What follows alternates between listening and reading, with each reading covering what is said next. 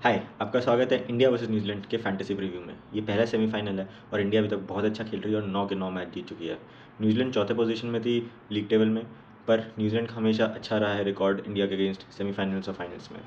तो देखते हैं कि हमारा एआई मॉडल, फैंटेसी जीपीटी का एआई मॉडल क्या बोलता है कि इस मैच में क्या होगा और आपको अपनी फैंटेसी टीम में किसको लेना चाहिए और किसको नहीं लेना चाहिए। देखते हैं कि लाइकली स्टार्टिंग लाइनअप्स क्या हो सकते हैं। तो इंडिया और न्यूजीलैंड की टीम काफ़ी सेटल टीम है। इंडिया की टीम काफ़ी टाइम लास्ट 5 मैच में चेंज हुई है और एक्सपेक्टेड भी नहीं है कि कोई चेंजेस होंगे। न्यूजीलैंड की टीम में भी कोई चेंजेस एक्सपेक्टेड नहीं है। साउदी, फर्गसन, बोल्ट और सैंडलर, ये चार इनके बॉलर्स मेन है ही, और बैटिंग लाइनअप भी काफ़ी सेटल्ड है विद विलियमसन कमिंग इन। अगर आप ओवर्स देखेंगे तो इंडिया के 5 ही बॉलर्स हैं, वही सारे ओवर्स डालेंगे। अय्यर, बाकी सारे बैट्समैन ने लास्ट नीदरलैंड्स के अगेंस्ट मैच में ओवर डाले थे, पर कोई एक्सपेक्ट नहीं कर रहा कि इस मैच में भी डालेंगे वो। न्यूजीलैंड में आप देख सकते हैं कि जो top Santner, Southee, Ferguson, Boult और रचिन रविंद्र, ये इनके मेन बॉलर्स हैं। इसके अलावा ग्लेन फिलिप्स भी काफ़ी ओवर्स डाल रहे हैं इस वर्ल्ड कप में, पर ये देखना होगा कि इस क्योंकि मैच वानखेड़े में है, स्पिनर्स को असिस्टेंस नहीं है, तो इस मैच में हो सकता है वो उतने ओवर्स ना डालें। तो अब देखते हैं वेन्यू स्टैट्स। तो वेन्यू स्टैट्स में वानखेड़े में मैच हो रहा है, तो देखते हैं इस वर्ल्ड कप में क्या हुआ है। हम देख सकते हैं फर्स्ट इनिंग्स और सेकंड इनिंग्स में बहुत डिफरेंस है। फर्स्ट इनिंग्स का एवरेज स्कोर है 357, सेकंड इनिंग्स का मात्र 188। तो जो टीम बैटिंग पहले करती है उनको काफ़ी एडवांटेज है। और अगर हम देखेंगे इसका मेन रीज़न है कि पावर प्ले। तो पहला इनिंग्स का पावर प्ले में खाली एक विकेट गिरता है, तो आपका एवरेज स्कोर कभी 52 फॉर 1 है। पर सेकंड इनिंग्स के पावर प्ले में 4 विकेट गिर जाते हैं, मतलब सेकंड इनिंग्स में पेसर्स को बहुत असिस्टेंस मिलती है और उनका एवरेज स्कोर है 42 फॉर 4। अगर हम पेसर्स और स्पिनर्स में देखेंगे तो वानखेड़े में पेसर्स को काफ़ी ज़्यादा असिस्टेंस है देन स्पिनर्स। स्पिनर्स का रिकॉर्ड काफ़ी ख़राब है, स्पेशली छोटा ग्राउंड है तो स्पिनर्स को मारना आसान हो जाता है और कोई स्पिन असिस्टेंस भी नहीं मिलती है। तो इस मैच में आई थिंक हमें पेसर्स को ज़्यादा एडवांटेज देना चाहिए देन स्पिनर्स। अगर हम बैट्समैन में देखेंगे और इंडिया के बैट्समैन से चालू करते हैं तो विराट कोहली, रोहित शर्मा इंडिया के दो बड़े बैट्समैन हैं और दोनों ही बहुत अच्छे फॉर्म में हैं और दोनों ही न्यूजीलैंड के अटैक के अगेंस्ट उनकी अच्छी एवरेज रही है। तो आप देख सकते हैं मैचअप स्ट्रेंथ होता है कि जब दूसरा जो अटैक है कि समझ लीजिए वो फास्ट है, राइट आर्म फास्ट है वर्सेस लेफ्ट आर्म स्लो है, उसके अगेंस्ट ये बैट्समैन का क्या स्ट्रेंथ है, अच्छा है नहीं है। तो जितना ज़्यादा नंबर होगा ये उतना देर में बॉलर बैट्समैन आउट होता है। तो आप देख सकते हैं विराट कोहली, रोहित शर्मा दोनों का बहुत अच्छा है। दोनों का विकेट चांसेस मतलब हर बॉल में इनके विकेट गिरने की कितनी चांस है, काफ़ी कम है। तो ये दोनों टिक के बना सकते हैं। इसके अलावा एक जो बैट्समैन है जो स्टैंड आउट कर रहा है और हाल ही में अच्छी फॉर्म में भी है, इनका वर्ल्ड कप का स्टार्ट उतना अच्छा नहीं हुआ था पर लास्ट 3-4 मैच में बहुत अच्छा खेले हैं, श्रेयस अय्यर। श्रेयस अय्यर का आप देखेंगे मैचअप स्ट्रेंथ बहुत ही अच्छा है। तो इनका मेन है कि जो स्लो लेफ्ट आर्म ऑफ है, जो दोनों रविंद्र और आपका सैंडलर दोनों ही उसी टाइप के बॉलर है, उनके अगेंस्ट इनका बहुत ही अच्छा रिकॉर्ड रहा है। ये करीबन 190 बॉल के बाद आउट होते हैं स्लो लेफ्ट आर्म के अगेंस्ट। तो अय्यर को प्रोजेक्ट किया है कि वो इस मैच में काफ़ी अच्छा कर सकते हैं। अगर हम न्यूजीलैंड के बैट्समैन देखेंगे तो इनका नंबर 1 बैट्समैन केन विलियमसन है, बहुत ही अच्छा बैट्समैन है और रीसेंट एवरेज भी 118 की बहुत ही अच्छी है। ये इन काफ़ी बड़ी इंजरी के बाद आए थे, बहुत अच्छा खेले, फिर थंब में फ्रैक्चर हो गया, फिर इंजर हो गया, फिर वापस आए, वापस बहुत अच्छा खेले।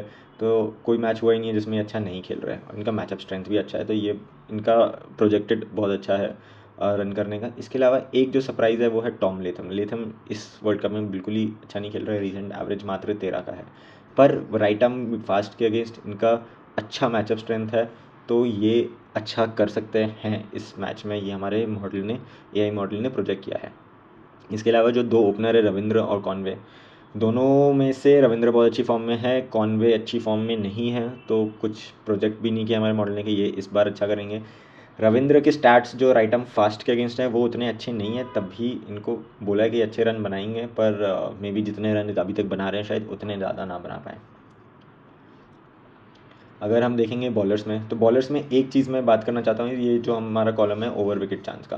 तो ओवर विकेट चांस क्या है? ओवर विकेट चांस है कि इस ओवर में ओडीआई हिस्ट्री में कितने विकेट गिरते हैं। तो आप देख सकते हैं कि यूजुअली हर ओवर में करीबन बराबर ही विकेट गिरते हैं, पर वो लास्ट में जा जाके बहुत ज़्यादा हो जाता है। तो लास्ट में आपके लास्ट के 2-3 ओवर में करीबन 5 गुना विकेट गिरने की प्रॉबिलिटी है वर्सेज एनी अदर ओवर। तो इसका मतलब ये है कि जो भी बॉलर लास्ट के ओवर करा रहा है उसको पिक करना अच्छा रहता है, क्योंकि लास्ट में ए बैट्समैन मारने की कोशिश करते हैं तो आउट हो जाते हैं, बी थोड़े कम दर्जे के बैट्समैन भी खेल रहे होते हैं, टेल आ जाती है वगैरह आती है, तो हो सकता है उनकी वीकनेसेस भी हों पेस के अगेंस्ट, इन बॉलिंग टाइप के अगेंस्ट। तो जो भी लास्ट के ओवर कराएं उनको सिलेक्ट करना बहुत ही इंपॉर्टेंट हो जाता है। तो हम अब देखते हैं इंडियन बॉलर्स में। तो इंडियन बॉलर्स में 3 पेस बॉलर हैं, सिराज, शमी, बुमराह। तीनों ही अच्छा कर रहे हैं इस वर्ल्ड कप में, स्पेशली शमी और बुमराह। और गिवन दैट वानखेड़े की पिच है, पेस को असिस्टेंस मिलेगी, तो हम तीनों को ही पिक करने का मतलब बनता है। और स्पेशली आप देखेंगे तो ओवर विकेट चांस जो है सिराज और बुमराह जो लास्ट के 4-5 ओवर भी कराते हैं उनका बहुत ज़्यादा है, तो उनको और एडेड एडवांटेज हो जाता है पिक करने का। सेकेंडली सिराज और बुमराह बॉलिंग ओपनिंग भी करते हैं, और वानखेड़े में अगर सेकंड इनिंग्स में इंडिया बॉलिंग कर रही है, वानखेड़े में पावर प्ले में असिस्टेंस मिलेगी तो इनके विकेट लेने की पोटेंशियल और बढ़ जाते हैं। तो ये बहुत अच्छे पिक्स हैं इसके लिए। कुलदीप यादव, रवि जडेजा उतने अच्छे पिक्स नहीं है, गिवन दैट वानखेड़े में उतनी स्पिन को असिस्टेंस नहीं मिलती है, तो इनको स्किप किया जा सकता है। रवि जडेजा ऑब्वियसली एक ऑलराउंडर है, तो उनका ऑलराउंडर पोटेंशियल बहुत है, तो वहाँ उस तरीके से आप पिक कर सकते हैं, पर प्योरली एज अ बॉलर दोनों को ही नहीं पिक करना चाहिए मोस्ट लाइकली। अगर हम न्यूजीलैंड की बात करें तो उनका अव्वल नंबर का बॉलर है ट्रेंट बोल्ट। ट्रेंट बोल्ट भी लास्ट में बॉलिंग कराते हैं सऊदी के साथ, तो इन दोनों के अच्छे चांस है विकेट लेने के, और इन दोनों को पिक किया जा सकता है। पर स्पेशली ट्रेंट बोल्ट क्योंकि वो बेहतरीन फॉर्म में भी हैं, ओडीआई में इस वर्ल्ड कप में ठीक कर रहे हैं, पर इससे पहले बहुत अच्छे फॉर्म में थे और बहुत अच्छी बॉलिंग करते हैं। इसके अलावा अगर आप देखेंगे जो दो स्लो लेफ्ट आर्म स्पिनर्स हैं न्यूजीलैंड के, सैंटनर और रचिन रविंद्र, दोनों का आप देखेंगे मैचअप स्ट्रेंथ या बैट्समैन स्ट्रेंथ बहुत हाई है। मतलब इस टाइप ऑफ बॉलिंग के अगेंस्ट जो अपोजिशन के बैट्समैन वो कैसा खेलते हैं, तो आप देख सकते हैं कि Indian batsman slow left arm spin बहुत अच्छा खेलते हैं, तो इनको विकेट मिलने की चांसेस बहुत कम हैं। तो इन दोनों को ही अपनी बॉलिंग की वजह से ना पिक किया जाए। रचिन रविंद्र को अपनी बैटिंग की वजह से पिक कर सकते हैं, पर बॉलिंग की वजह से नहीं पिक करना चाहिए। और रचिन रविंद्र आज बॉलिंग भी उनके अच्छा नहीं चल रहा है फॉर्म। अब हम देखते हैं कि इसका मतलब क्या है, हम किस प्लेयर्स को सजेस्ट कर रहे हैं कि लेना चाहिए आपको।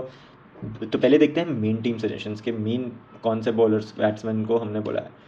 तो आपका कैप्टन वाइस कैप्टन हमने बोला है विराट कोहली, रोहित शर्मा, ये दोनों ही बहुत अच्छे बैट्समैन हैं, मोस्ट प्रोजेक्टेड है इनका रन्स और पॉइंट्स। स्पेशली अगर इंडिया बैटिंग पहले कर रही है तो इनको तो लेना ही है, और कैप्टन वाइस कैप्टन की बहुत अच्छी चॉइस है।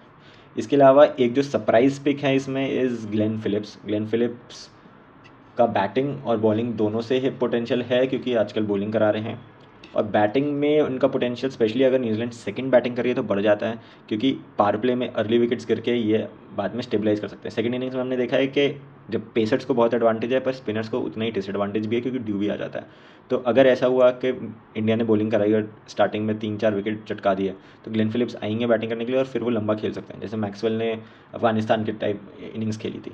तो इसलिए ग्लेन फिलिप्स एक अच्छी चॉइस है आपकी टीम में। इसके अलावा मोहम्मद सिराज भी बहुत ज़्यादा लोग नहीं सेलेक्ट कर रहे, क्योंकि वर्ल्ड कप में अगर आप तीनों बॉलर्स का बोल रहे हैं, तीनों पेस बॉलर्स का, तो ये मे बी थर्ड नंबर पे चल रहे हैं। तो मोहम्मद सिराज भी बहुत अच्छा पिक है, क्योंकि जब बॉल मूव करती हैं ये बहुत विकेट ले सकते हैं, और स्पेशली जो प्रेशर बुमराह क्रिएट करता है तो उसका इनको एडवांटेज मिल जाता है बहुत बार। अगर अब हम देखेंगे जीएल में आप किसको ले सकते हैं, वो तो आपकी मेन टीम हो गई। एसएल में जो बनाएंगे, अब जीएल जीतने के लिए आप किन किन को ले सकते हैं, both captain vice captain option में और सिलेक्शन ऑप्शन में। तो कैप्टन वाइस कैप्टन में सबसे ऊपर है डैरिल मिचेल। डैरिल मिचेल को 3% लोगों ने ही कैप्टन बनाया है, पर बहुत अच्छा प्लेयर है और अच्छे फॉर्म में है, और स्पेशली अगर जल्दी विकेट गिरे तो ये खेल सकते हैं लंबा। ग्लेन फिलिप्स जैसे मैंने बोला कि दोनों बॉलिंग फॉर्म भी अच्छी है और अर्ली विकेट्स गिरे हैं, और बहुत ही कम लोगों ने इन्हें कैप्टन बनाया होगा। मोहम्मद सिराज भी सरप्राइजिंगली बस 0.6% लोगों ने कैप्टन बनाया है, और इनका टेंडेंसी रहता है जब विकेट लेते हैं तो बहुत ज़्यादा विकेट ले लेते हैं, 6-6, 3-3, 4-4 विकेट ले लेते हैं, तो बहुत अच्छा कैप्टन पोटेंशियल है। और केन विलियमसन जिस लेवल के बैट्समैन है उस लेवल का इन्होंने कैप्टन नहीं बनाया है, तो और स्पेशली अगर बॉल स्विंग कर रही है तो ये बेस्ट इक्विप्ड है न्यूजीलैंड में to handle a swinging ball, तो केन विलियमसन को भी आप कैप्टन में चुन सकते हैं।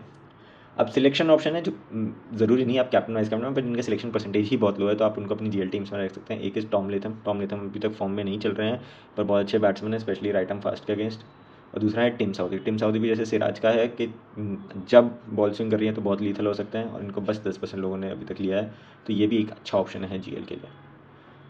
तो मेन 3 चीज़ें क्या याद रखनी है हमें, और हम एआई हमें क्या बोल रहा है कि हमें ध्यान रखना चाहिए टीम बनाने के लिए। पहले वानखेड़े की पिच है, फास्ट बॉलर्स ओवर स्पिनर्स, तो स्पिनर्स को कम महत्व दीजिए और फास्ट बॉलर्स को ज़्यादा दीजिए, स्पेशली इंडियन फास्ट बॉलर्स और बोल्ड।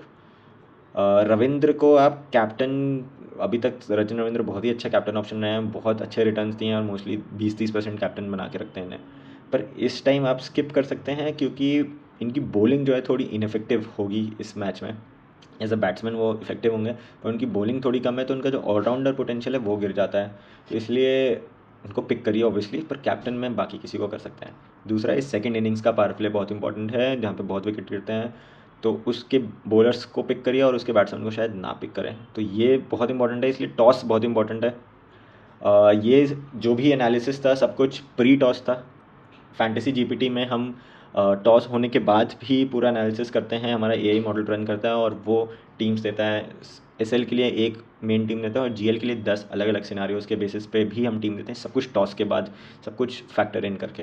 तो अगर आप चाहते हैं कि फैंटेसी जीपीटी की टीम से खेलें तो लॉगिन करिए www.wicket.ai पे, या फिर हमारी फैंटेसी जीपीटी करके ऐप है प्ले स्टोर पे, उसमें भी जाके कर सकते हैं। ये सारे लिंक्स वगैरह सारे डिस्क्रिप्शन में हैं, तो आप देख सकते हैं।